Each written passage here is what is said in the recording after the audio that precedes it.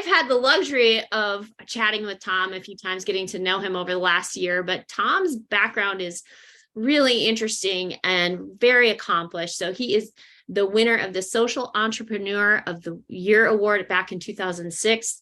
Tom has built 8 sector-leading nonprofits. He's written 6 books. He sits on 6 boards and hosts a video blog and podcast. So each year, Tom is talking to and connecting with thousands of nonprofit leaders across the country. He's very, as you'll find, he's very enthusiastic. He's engaging. He likes to call it edutainment style of speaking. And he's rated as one of America's 10 best retreat facilitators. And clearly, Tom has had an impact on the nonprofit sector. He's been featured on CNN, Nightline, and Newsweek.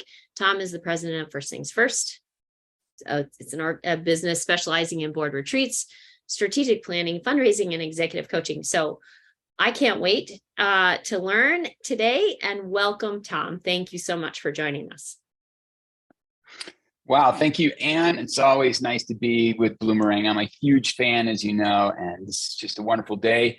Yeah, give me the screen. Thank you. And thank you all for taking time out of your day today to be here. Super excited. And we're going to get things rolling right quickly here. Let's see. Let's get one little technical thing going. Highlight my cursor. All right. Well, yeah, we're going to be talking about ROI fundraising, and you might be thinking, what is that? You might think, is that a technique, or is it a certain tactic, or what is it? Well, really, I'm going to be sharing that, but what it's going to do, it's going to help you save a bunch of time, and it's going to improve your performance and help you raise more money. And I can't wait to really share some of the tactical things that are going to help you over the next 60 or 90 days. I'm going to be talking about a ROI template down here. If you email me, and I'll bring this slide up at the end, I'll be happy to send you a template that you can use to do some ROI analysis on the income channels that you're using, whether it's gala or, whether making phone calls or doing face-to-face fundraising. So please email me. You'll get those complimentary, no problem. Everything I talk about today is in my latest book on fundraising, and I have a book on organizational development. They're both on my website at half price. So if you're interested in those, but everything I'm talking about today is in the book. 3 things we're going to be talking about today. Quickly, we're going to be talking about understanding the fundraising environment and how that affects you. And then second, we're going to be talking about ROI fundraising. What is that? Why is it a winning tactic? And 3, we're going to spend a little time on these key fundraising strategies, these tactical things that you can apply in the next 60 to 90 days that will make a big impact on your ability to raise money and create loyal fans. So the nonprofit world here, right? We know it's super, super, super fierce.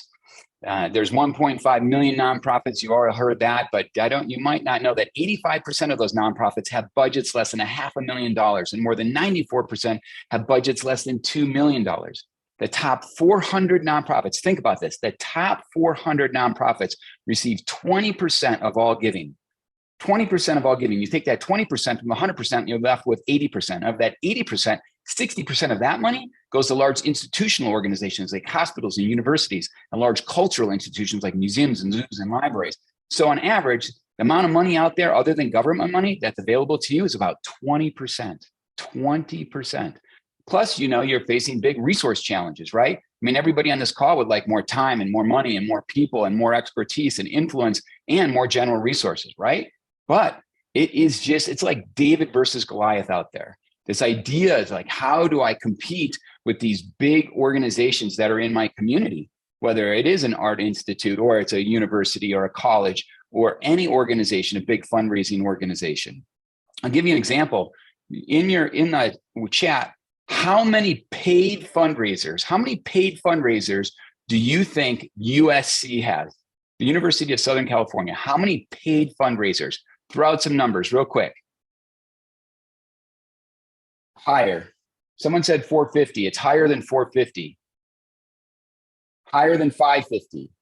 Not 1,000. Okay, 750. They have 750 people on the payroll. And I just was working with the University of Michigan. They have over 1,000.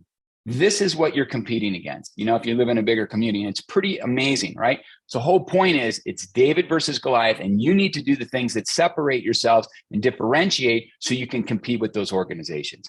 Now, Harvard did this big study, And they said, hey, what are the most effective methods of communication that lead to giving? And look what came up. Number one, face-to-face fundraising. And number two, small group meetings and parties.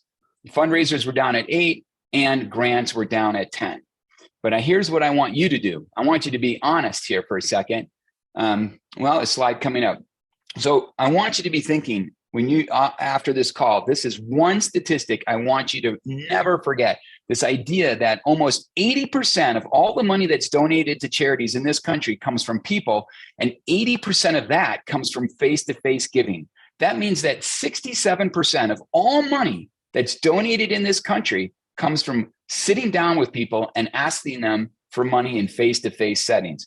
And so I'm asking you, if you're willing to do this and be honest, how much time in 2022 did your organization spend in face-to-face giving? How much time and that means whether it was a board member, I mean, we're talking not a phone call or at a small party, going out with people, sitting down face-to-face and doing the ask in a face-to-face setting. How many people? The average is 5%. Someone said 0. Thank you very much. 0. Thank you very much, Jennifer, for being honest. Not enough. I love that. 0. Okay. All right.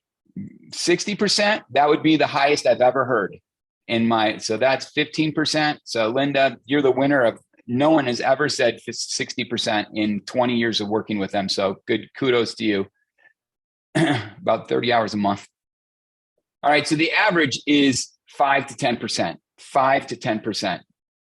So let's jump back. So what is ROI, right? Return on investment. If you've been in business, or maybe some people on the call don't know what ROI is, but it's return on investment. It's usually the amount of time and effort you put into something, the amount of income you get divided by the amount of time and resources you spend to do that, right?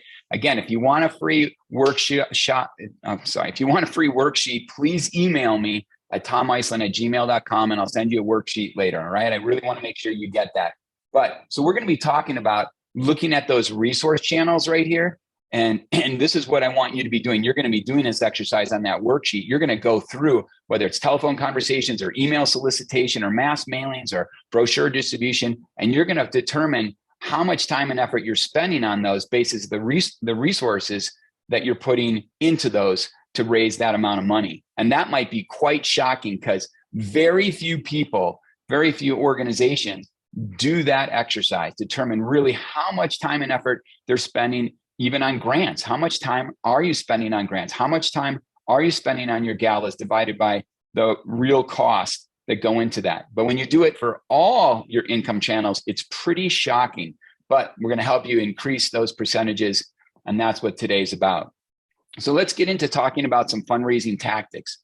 So let's talk about grants and galas for a second. So grants, everybody's writing grants, right? Well, I'd say by 90% of organizations now are writing some kind of grant, and then they're hosting galas. And grants and galas are great, but sometimes we really don't think about the ROI, the return on investment, because let me give you an example first.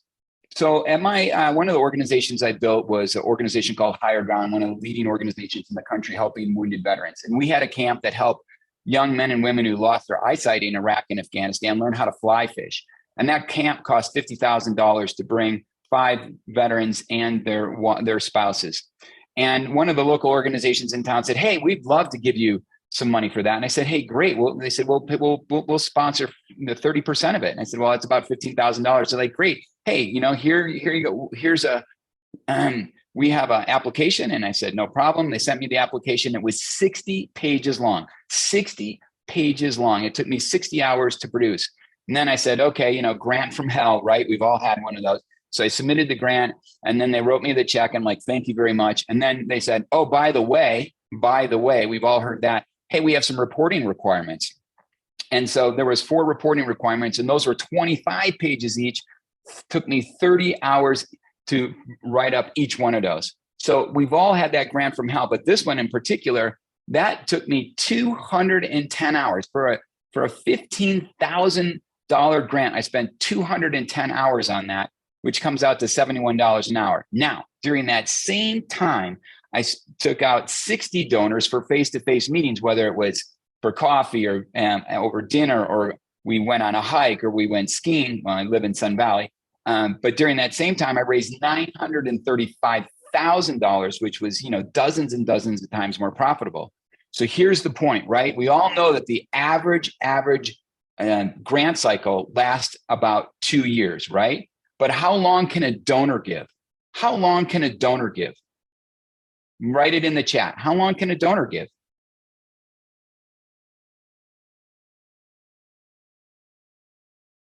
Well, right, they can give a lifetime, forever, right? They can give 1 year, 5 years. They can give into perpetuity because they can put you in their will.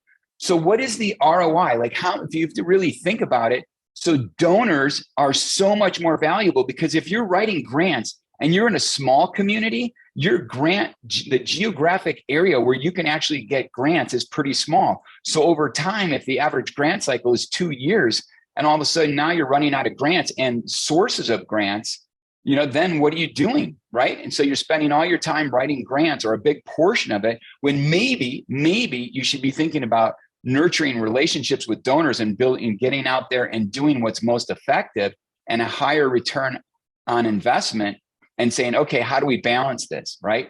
And then also look, how many times have you written grants that haven't been funded? You also have to take in consideration that as your return on investment, because you can spend dozens of hours and never get funded, right? So you have to be thinking, okay, we have resource allocations over all of our income channels. How can we learn to maybe, when you go back up to that first slide about where it showed all the different income channels, is how can maybe we reallocate some of our resources to improve our fundraising ROI? Now, galas are just as crazy.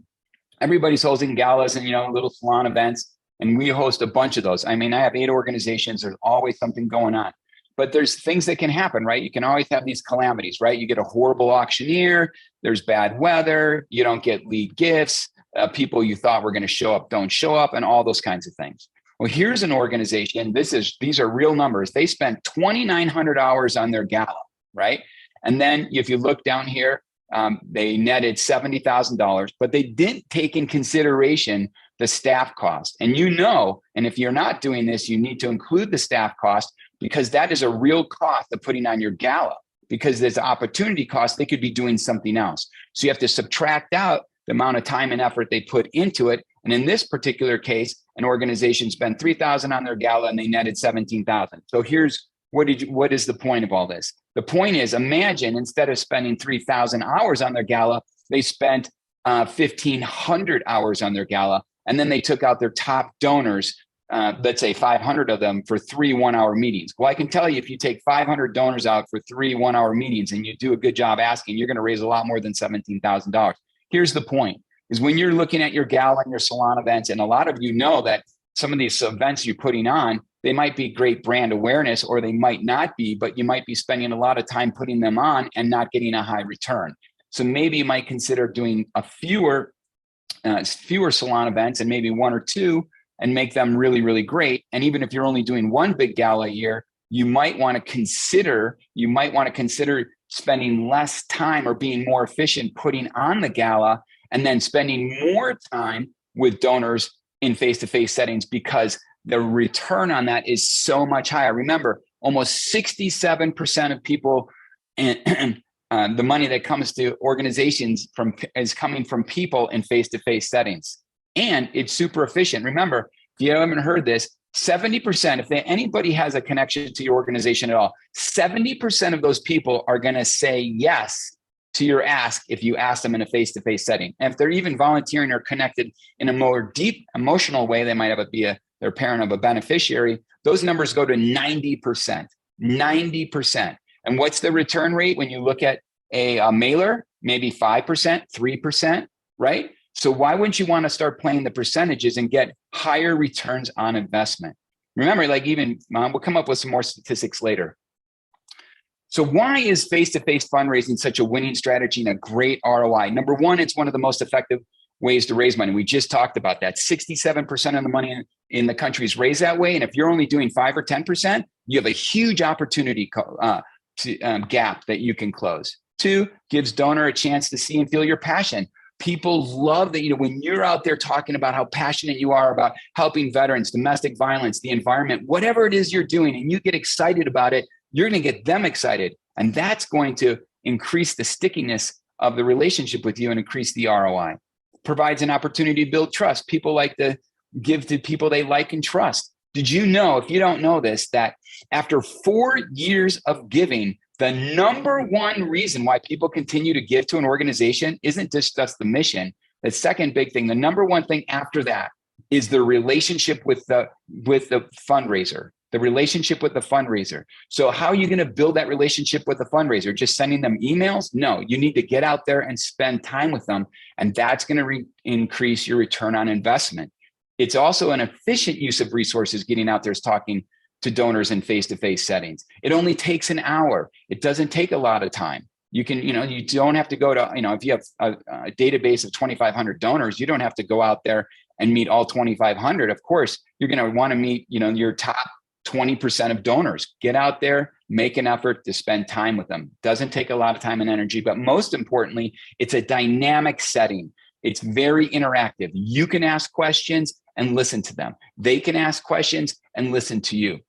You can't duplicate this in a letter, in an email. You just can't create that deep relationship bond. And that is why that it's so important, if you want high ROI, is to spend more time with your donors, your top donors in face-to-face settings. That is the number one way to increase your return on investment on how much time and effort you're putting out into your fundraising channels.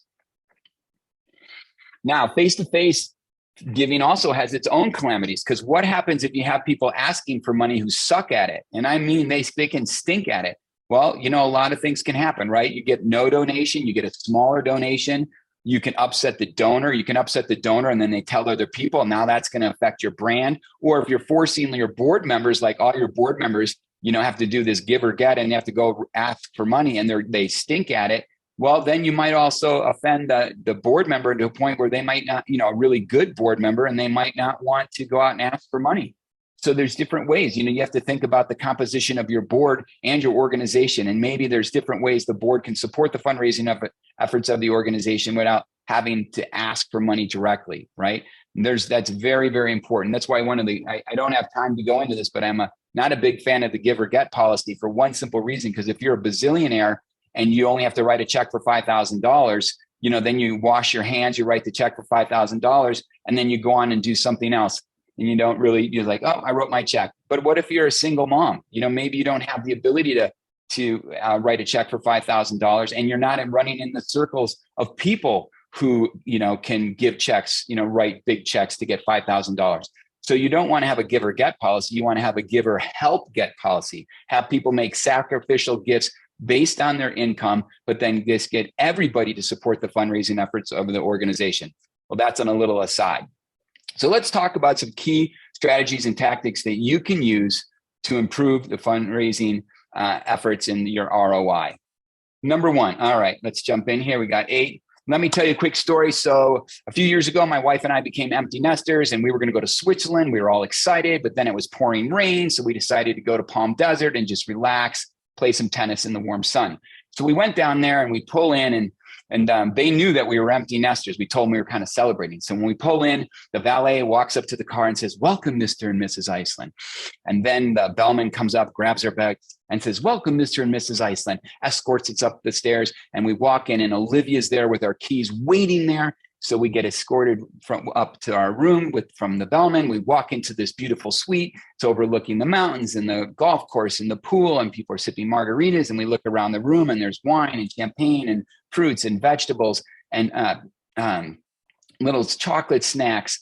And the bellman tells us all the things that are going around happening at the resort and around town. And of course, he leaves, and I did tip him, by the way. And then my wife goes, "Wow, they went above and beyond to make our experience here as empty nesters unexpectedly pleasurable, because we didn't have any idea they were doing that."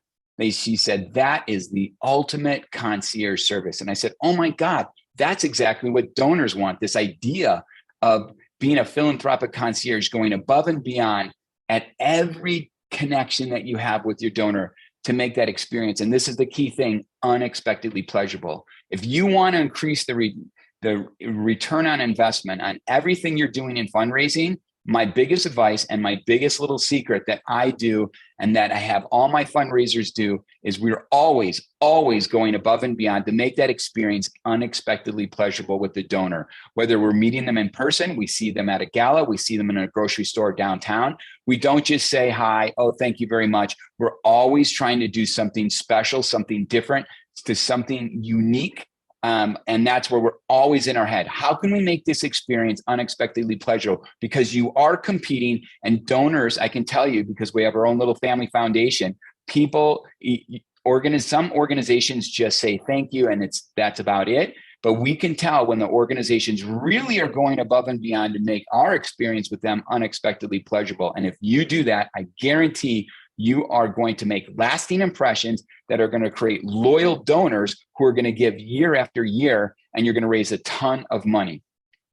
And you got to remember, right? Almost 50% of donors don't make second gifts, and more than 90% of donors don't make gifts after 4 years. So this is why you want to be one of those people that after 4 years, they're saying, you know what? The reason why I love giving to XYZ organization is because of Jane. I love her. I would do anything for her. You call me up and I'm going to write you a check. Number 2, building sticky relationships. You want to increase your ROI? You got to work on building sticky relationships. And by sticky, I mean lasting, just like what I was just talking about. People don't want to be, I can tell you, as a big donor, we don't ever want to feel like a cash machine. If you ask me for $5,000 and I don't hear from you for a year, and you just send me some cheesy letter and some cheesy little thank you note, I'm going to be saying, you know what? We have choices. You're off the list. You need to really, I want people who get to know me. They get to know my individual interests, right? What are this is kind of simple. What are some individual interests that you can know about a donor? Just simple, right? Just throw them out there.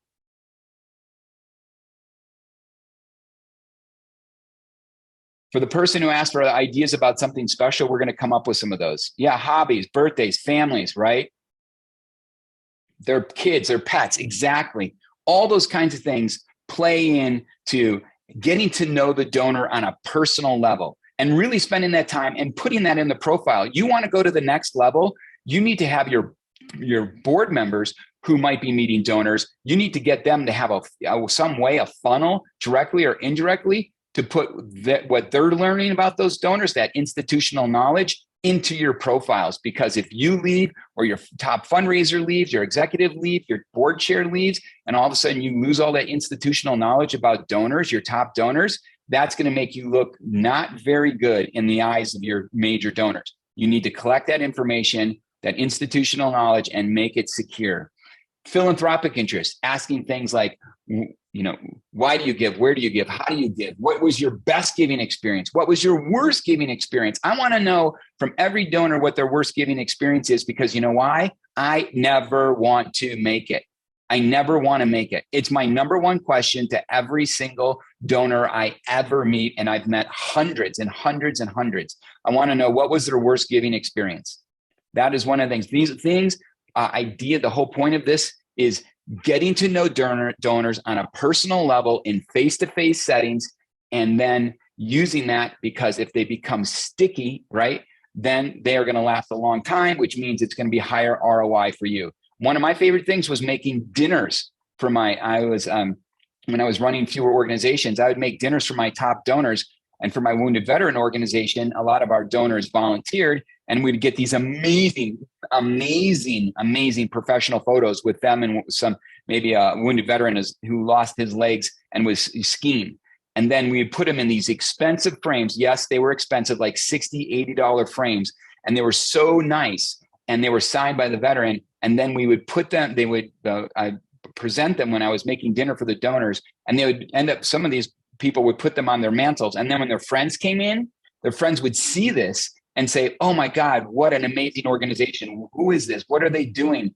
And next thing you know, I had other new donors and new participants, and I raised more money. Again, doing something small, something different, making dinner, providing an amazing photograph that's framed, and look at what happened, right? And it, again, increased ROI long-term. Here's one of my favorites: making a connection, ask first. Making a connection, ask first. Oh, this idea of having an expensive gift Yeah. Well, you know what? I didn't do it for 100 donors, right? I did it for a handful of donors and they were grateful. No one has ever told me when I gave them a beautiful photo of them with one of my veterans that they said, oh, did you spend $80 on this frame? Okay. That's like, when you think about one of the biggest challenges, and I think one of the biggest problems that nonprofits make is they see marketing as an expense and not as an investment. That is, if you walk away with another little, I just built a new webinar on that topic in itself, is that so many nonprofits think things like, you don't want to give cheesy gifts, but if you do a couple of nice gifts, that's considered marketing, and great marketing leads to good fundraising and high ROI. So you really have to be wise about the money you spend, but don't think of it as like an expense versus an investment. That'd be like saying, why don't you get a cheesy fundraiser and pay a fundraiser $20,000 instead of getting someone good who can get, who knows how to ask for money, right? It has a better ROI. So why wouldn't you invest in a better fundraiser? It's the same principle. Okay, let's get back on track. All right, this idea of making a connection ask first. So you don't have to always ask for money when you meet people. You know that, right? Because you can get people to observe your programming, have them volunteer for a day, take a site tour, whatever, watch a performance. Well, let me give you a great story that's going to put this in perspective. So I know Charlie Annenberg from the Annenberg Foundation pretty well. We're good friends. He's funded just about every organization I've ever built. And one time he wanted to go fishing. I live here. I'm a big fly fisherman. He's not very good. He's like, hey, Tom, let's go fly fishing. You can teach me some tips. So we spend the day fly fishing, caught a couple fish. And at the end of the day, we're sitting on a log with his golden retriever, Lucky, and sipping a beer. And he said, Tom, you're doing amazing work for these veterans. I want to write you a big check so you can have your dream and take this organization to the next level. And I said, wow, that's amazing. But Charlie, you've never even seen the programming. So I invite him to one of the programs where we were teaching fly fishing to young men and women who were blind and in Iraq and Afghanistan. And he came and he was so blown away. He said, you know what? Not only am I going to write you a check, and he wrote a check for $450,000. He goes, I'm going to bring my film crew here, because he's the founder of explore.org, if you know that organization. So he brings explore.org, and then we put together a documentary called Fish Out of Water, and we submitted it to the Telluride Film Festival, and we actually won the festival. We won the festival. We won it, and it put us on the map. I mean, next thing you know, CNN's calling me, CNBC, Newsweek, Nightline, everyone. We're getting calls from around the country. We're getting donors from around the country. We're raising tens and tens of thousands of dollars. All, this is the point, because I went above and beyond and made an experience with one of my donors unexpectedly pleasurable. I made a connection ask by asking him to come see our wounded veterans in during the programming, and it changed his entire perspective on what we were doing. That is the point. Sometimes, just getting people connected, that's a great ROI. Number 4, and this is so obvious, is you got to increase the number of face-to-face touches. If you're doing 5%, 10%, even 15%, 20%, well, if the average is 67%, you got to be thinking, we're not doing enough face-to-face fundraising. My biggest encouragement for you all out there today is get out there in the next 30 and 60 days, say, hey, we're going to look at our donor database. We're going to look at our top tier donors. We're going to look at the top 20%, and we're going to get out there and meet every single one of those people.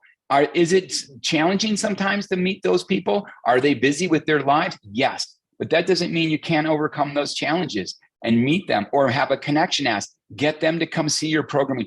Get to meet them face to face. Spend more time. Get to know them as people. Get to know their philanthropic interest, and get them connected with your organization, whatever you do. And remember, when you're out there meeting them, 70% of people will say yes to your ask. It doesn't have to be a big ask, right? The ask is 3 simple things. Everybody on this call already knows this, right? You make an appeal for a specific amount of money for a specific thing. Would you be willing to give $500 to support X? Boom, right? You don't have to make it any more complicated than that. And you can have a little sponsorship page and make it even easier, and just show them a beautiful giving prop, which these are all these things in my book, dozens of tactics in my book, Cloudburst.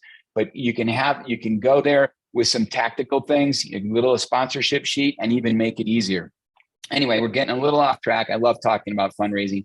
Okay, number 5, find and retain more donors. Well, we all know we need to find more donors, right? So we need to get out there and speak on behalf of the organization, whether it's TV, radio, civic organizations, corporations. But when you're out there, one of the biggest things I find that people aren't doing, which is a horrible ROI, is they're not collecting names and information.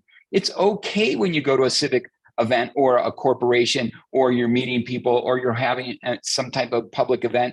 It's okay to have a QR code or something that's going to collect, their name and information, just even name, phone number, email. That's all you need. And that's a great way to start building your list. But it's not just about getting people in the funnel, right? It's about keeping people. And that's why you don't want to lose people. We all know we want to keep our retention levels high and our attrition levels low. Because just think about this, right? It takes 200 $100 donors to equal $20,000. You don't want to lose a $20,000 donor. You don't want to lose a $10,000 donor. You want them to give, not just 5 years. You want to give them into perpetuity. So this is the reasons you want to go above and beyond and make their experience unexpectedly pleasurable. So they're having this amazing experience with you, right? So they can go to this next level. And I don't want you to give up on major donors either. Let me tell you another quick story. So with the Arduouses, they're a very big billion-dollar family, and they give to wounded veteran organizations. I'm like, hey, they haven't given to us. And I found out she likes to fly, fish, and skeet shoot, and I do both. And so it took me a year and a half of trying to get a meeting with her. And, it was really hard. I made good friends with the gatekeeper, which, as you know, is really an important thing. So I made good friends with the gatekeeper. And next thing you know, I got a meeting, and we talked for an hour and 45 minutes about family, friends, and skeet shooting and fly fishing. At the end, she said, you know what, Tom, I love what you're doing. I want to sponsor one of your camps. And I'm like, that's terrific. Now, and then she became a $250,000 donor, and boom, who knows what's going to happen in the future. The point is, don't give up on those big people you think, oh, they're never going to give to us. Number 6, focus on the needs you fill, not the needs you have. I know you've heard this, but I also want to make this is one of the biggest mistakes nonprofits make. When now you look at their literature, when I look at their letters, when I look at their website, it's all about them. And it's called the narcissistic approach to fundraising. And it's going to kill your ROI because you're talking about I, me, we, us. Help me raise money. We're trying to raise money. We're in our fundraising campaign. It's like, no. You need to get rid of those pronouns and switch them with you and your. This idea of it's not about you, right? Like, let's say I was trying to raise $10,000 for some harnesses for these young men and women who need to do equestrian therapy who lost their legs in Iraq and Afghanistan. I'm not going to go, hey, help me raise $10,000. We're in a campaign. Would you please help us raise $10,000? Those kinds of things. I would say, you know what, Jane, let me tell you what $2,500 it's going to do. It's going to buy one of these harnesses that's going to help these young men and women do equestrian therapy and help build their self-confidence and self-esteem that they can take back to their home community and apply to work and school and family. Oh, and by the way, 3 other families already committed. And so your gift will be the last gift that's needed to buy the harnesses that these young men and women need. Are you in? I never said once, I, me, we. It was all about, you're just your nonprofit is just a conduit. You want to connect the donor to your beneficiary or whatever you're doing and take yourself out of it. So that's a great way to help with your ROI, because big donors will start, if you start just talking about all the stuff you do instead of your why and just talking about I, me, we, and us, it's really going to come through, and the big donors can pick up on that.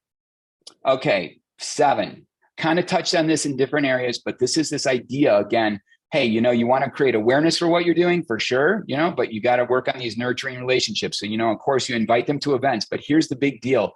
It comes back to what we were talking about early. I want to encourage you, if you want to increase your ROI, get people exposed to what you're doing. Just like how I got Charlie exposed and I took him to that fly fishing camp. Those are the kinds of things that are going to get people glued to what you're doing.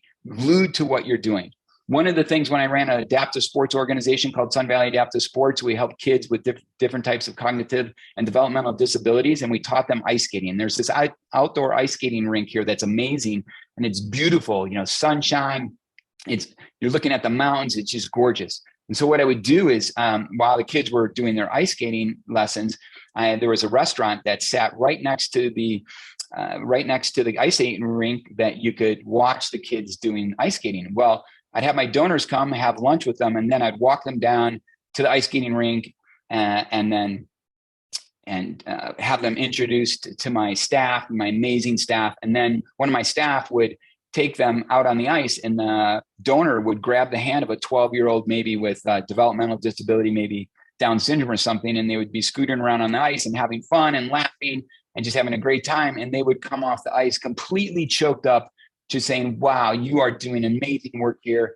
How much money do you want? I mean, it was the easiest way to raise money. But the thing is that instead of just talking about it, like, or sending an email or a photo, I got them to come there and see the kids and touch and be part of it. And it just changed their lives. Get people exposed, get them engaged, and you'll have a higher ROI. You want to do this with as many donors as possible. And last, one of the biggest mistakes that nonprofits make when it's thinking about getting great returns, is they create cheesy collateral material. And I have a big beef with this. If you want to go to the next level in ROI, because people are looking at your material, whether it's your website, a brochure, an invite, gala material, anything, right? You need to start thinking about how good is that material? Yeah, you can't afford, the best marketing firm. I get that. But, you can get out there and you can go and find people who will donate their time, or at least discount it greatly. Great photographers, great videographers, great writers, right? Sometimes we feel we need to do all this ourselves, or we're going to just take photos with our camera. our iPhones or whatever. We're going to get someone who's an intern in doing videography at a college. Well, sometimes, that's the kind of, you get those, you might get lucky, but most are pretty shoddy. And what I'm encouraging you to do is, like, how can you create more goosebumps? Because more goosebumps is going to have a greater impact on people, which means they're going to have a greater connection. They're going to feel more glued. So spend the time and really find people who can really know how to write compelling stories and create stunning videos and have these striking images where you just go, wow, this stuff, emotional, powerful images than writing that can really move people to take action, instead of just, oh my God, we got to get out our impact report. Let's just crank out something and it's horrible. Or, we're not going to, most people don't know great layout and design. Or some people just they think their graphic artist is someone who really knows marketing. And not some graphic artists do, but some graphic artists are really good at graphic art, but they don't really know how to position and market and those kinds of things. They might have only taken 1 or 2 classes in those things versus hiring someone who really, really knows how to make an impact. All right, that was a lot. I know. Here's some stunning images. So look at this. Here's some stunning images. We use these on postcards. This is of the veteran organization. Here's one for where those harnesses that we had to buy. And that's a pretty stunning image. Here's one of an organization I built that helps kids who've been beaten almost to death.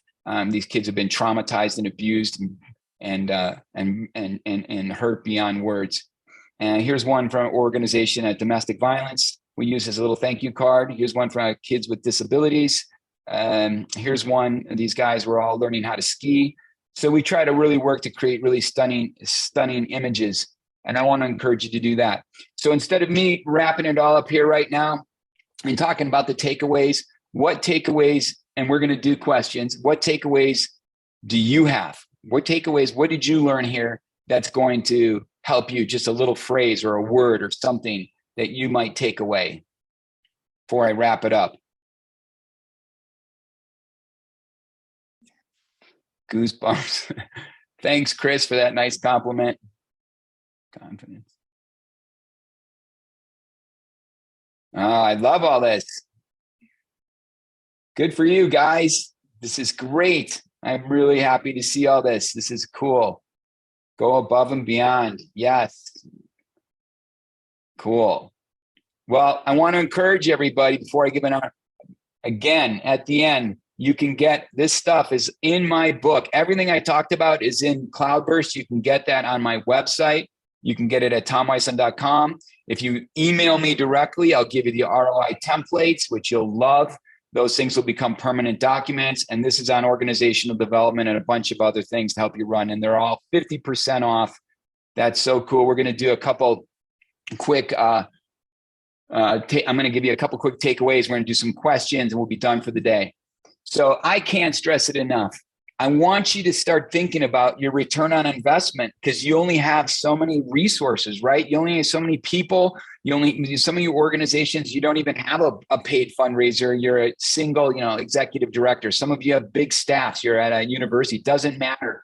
You need to look at how much time and effort you're spending in those income channels. So line out the income channels. I'm going to send you that document if you write me, and really do an analysis. You'll help you a lot. And then you got to think, well, what's most efficient and effective? Well, face-to-face fundraising is the most efficient and effective method. And yes, it's okay to write grants and galas, but if you want long-term money, you want to have more donors and you want to have them connected for a longer period of time. This is why you have to be thinking about your resource and capacity allocation, because you're in a competitive environment with limited resources and limited staff. And whatever you do, if there's one thing you walk away with today, be a philanthropic concierge. Go above and beyond and make that experience with the donors unexpectedly pleasure. What can you do at your gala where people are going to walk away and go, wow, I never expected that? Or you meet them for lunch and they go, wow, I never expected that. Or you show them, you take them to see your programming and they go, wow, I never expected that. Doing the little things to help you go above and beyond. Think about making a connection. Asset just talked about that. And creating more goosebumps. Get out there. Don't be afraid. Find someone who's really good at marketing and good at photography, good at creating stunning images and videos, and get people to be committed to what you're doing so they'll discount their prices or do it for free. Well, this has been an outstanding webinar. You guys wrote some great questions. Let's try to address a couple and then let you get on with your day. So, Anne, what do you got for me? Okay, we have a few here. So let's start with Bridget asking, can you give an example of a unique expression at an event for the donor? So I think you talked through some of those examples, but anything in particular of a unique thing that you've seen of an expression? Oh yeah, like all the time. Yeah, one simple thing. So we help. So let's say you have the kids with disabilities, right? So instead of just having the event, the parents are very excited to help give back. Because some people, like, imagine you have a domestic violence organization. You can't expect, like, oh, we're going to invite a bunch of guys and come into the shelter. You can't do that, right? But sometimes the women will go, hey, you know what? You changed my life. I want to help out. I'm happy to meet with the donors, right? So that's one of the things. Well, there's an organization, let's use another example, called Reality Changers in San Diego. And one of the things that I love that they do, so they help these kids matriculate into college, but they came from nothing. Like the kid and the parent lived in a dumpster, and now they're going to UCLA or something. And what they do every year is that they help the kids learn their stories, because they came from these horrible backgrounds. Instead of being embarrassed about it, they learn public speaking and they get confident about talking about it. And so what they do is they invite potential donors there, and then the donors listen to these kids' stories, and they're just amazing. Like right there, you're sold, right? Because these kids are so articulate. But after that, the kids, and I get it, the kids make you dinner, and then one child sits at your table and you get to know them. And then at their galas, the kids are so articulate. They walk around, and these kids are some of them 8th grade. They walk up to you, when you're a little pod with your friends, and they say, hi, my name's Johnny. Can I tell you my story? And the kid tells his story, and right there, you're in tears. And that's before the gala starts. That is going above and beyond, like just making that experience unexpectedly pleasurable. Anne? Okay, I'm moved. So let me get to the next question. Okay, so Andrea is asking, how is the ROI impacted if your organization does work at a national level with a small staff? So Andrea goes on to say, I don't know that we could justify taking our top 20% of donors out for coffee, because that would mean traveling across the country in some cases. How would you recommend engaging donors? Yeah, that is a great question. And in that situation, it is challenging. You got to love Zoom for that. So I'm surprised it doesn't come up. Yeah. So in that case, I would be doing Zoom calls with my donors for sure.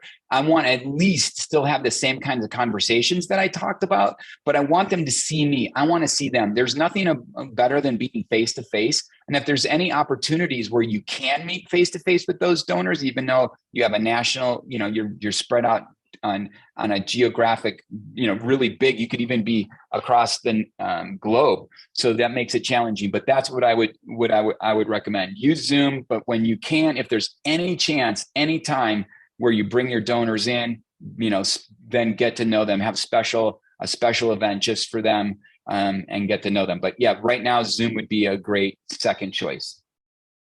Okay, on that, so Kim is asking, and I'm sure probably a few of you are wondering this, are huge black tie galas a thing of the past? I feel like we're putting way too much into ours, and the climate's changed to where more casual events might be a better use of time.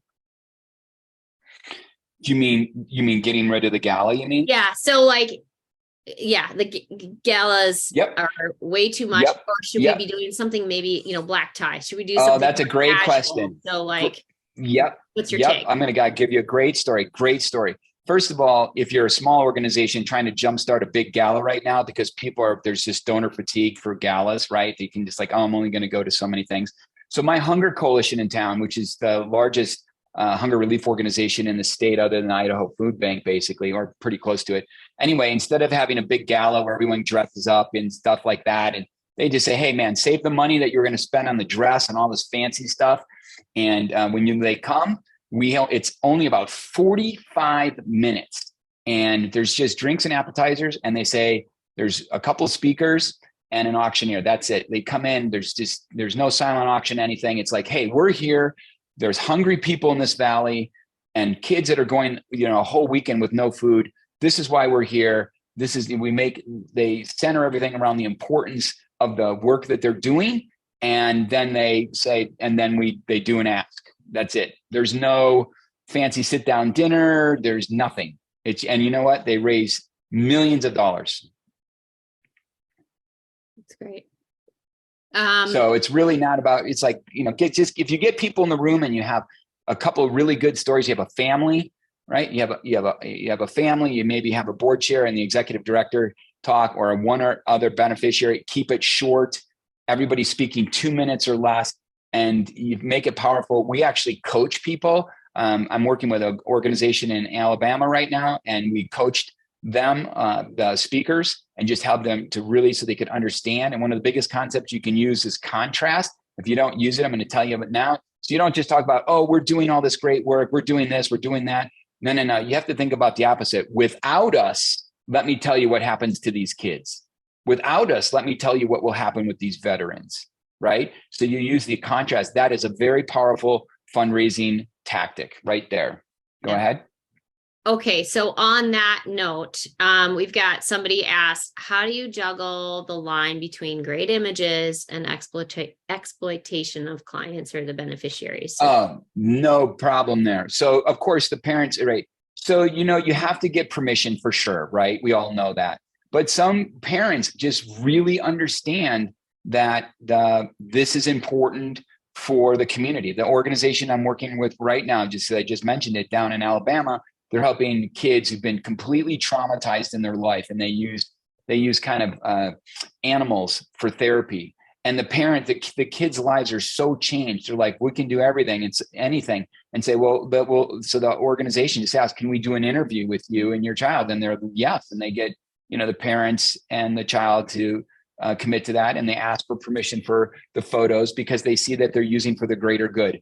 And sometimes you can find really great photos on stock images and just use it as an example, because there is a lot of very, very good images now in stock with stock image organizations that can provide you a lot of what you want. But there's nothing that's a great substitute for something that looks a little bit more real from your organization. So I've never had an issue with that. We've just always been really polite in asking, and most parents or even veterans, everyone in the beginning was like, oh my God, you're exploiting these veterans. And they're like, hey, you know what?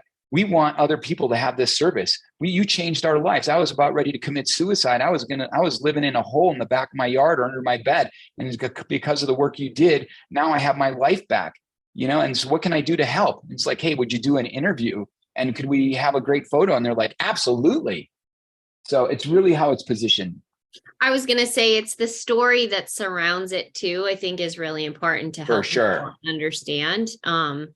we've all probably seen things that do make us cringe a little bit, but sometimes it's missing context of the story. I've got a question here from Vanessa. So any recommendations you have for a new executive director joining a team? We have great consistent donors. Is it appropriate to ask founders and board members to invite the new executive director to one-on-ones with donors, meet and even pass off relationships to the ED? Do donors like to stay with the one person they built a relationship? So again, it's that, how do we introduce a new executive director, or should we just keep the donor with that person they've always had the relationship with? Well, it depends on the size of the donor, right? If it's a major donor, your $20 donors, it's probably not a big deal, right? They can just get to know the executive over time. But if it depends on the structure is set up, like if your top tier donors are being managed by your board and staff and the executive director, well, then yes. So, if you've been missing an executive director for a while, there's a new, and you've developed these relationships, I would keep those relationships key right now. That's more important because think of yourself as a donor. Also, you spent all this time and you shared all this personal information, and all of a sudden says, oh, bye, you're going to be working with the executive director and have to start all over. When I really, really love Jenny, you have to be super sensitive about that. So yeah, you might have meet and greets in general, like group meet and greets or at salon events where people slowly, if you have a new executive director, my biggest advice is they need to be integrated in slowly, especially if there's been a long period of time. I was just working with an organization in San Diego. They haven't had an executive director for 2 years. And so, yeah, they asked me that same question. Should we just give our donors, pass them off? I'm like, no way. You've had 2 years of relationship building. You got to be really careful about how you fold in a new executive director, especially because they had 2 executive director turnovers. So now it's that's going to be bad. So you got to really think about your brand here, because you don't want to think, oh gosh, there's just a bunch of turnover. So yes, be very cautious. Yeah, I love that. And 2, it's understanding your donors and what their personal passions and interests are. You were telling the story about fly fishing. You made such a strong connection because you also had a shared interest too, right? And those things definitely help, right? I love Michelle. Yeah. Do I speak fast or what? Yeah, right. Well, I want to get it in. I want to get it in for you guys. I have so much to tell. I love helping people, and I want you all to be so successful out there. So I get super excited, as you can tell. I'm super passionate. Your enthusiasm's contagious, Tom. So a different Michelle asked, and this is she's got 2 questions in here, so I want to hit on this because this is about, okay, let's talk about the philanthropic concierge. We've got the nonprofit is international. So she's like, I love some ideas of concierge ideas, dealing with international. Well, yeah. Okay. Here's what I'd suggest is brainstorm with, all you need to do is this. What was the name of the person? Michelle. Anne? Michelle. Okay, Michelle. Hey, here's what I would suggest. Get together with your team and say, okay, we're an international organization and we're based here. Let's brainstorm some things. What can we do that's going to help us go above and beyond and make that experience unexpectedly pleasurable for our donors or our supporters? What can we do? Let's brainstorm some things. Is it sending some interesting photos? Could we do a personal thank you, like a video to each of our donors? That goes to the other person. You could do a personal thank you. You have a kind of a base video, and then you just change the beginning of it and you send that out. I mean, you just sit down and say, that's the big concept is, hey, what can we do different? Here's what we've been doing. How can we take it to the next level? What can we do to really have the donors go, wow, this is different. This is unique. And so, to sit down now and brainstorm would take too much time, but that's my encouragement. You got to take away the bigger picture. And that is always thinking about what you can do to go above and beyond, because if you make those impressions, they are going to last. So I'm really want to encourage you. Oh, did we just get it cut off? I pushed out because we are right at the top of the hour. There's so many amazing questions here from Elizabeth and Molly and Heather. So we'll grab those and get those to Tom. But here's a short one. Maybe we can get this while we are pushing out the poll. Do you recommend compensating clients for their time, their stories, their photos? No. No, I think the clients, you don't need to do that. Yeah, I think the clients want to help and give back. So whether it's a story or a photo or a video, you don't need to compensate them. They'll do it out of the goodness of their heart because they want the program to succeed. Okay, great. We are going to wrap it up. Tom, I could just listen to you all day and hear your stories, but thank you. Thank you so much for everything today.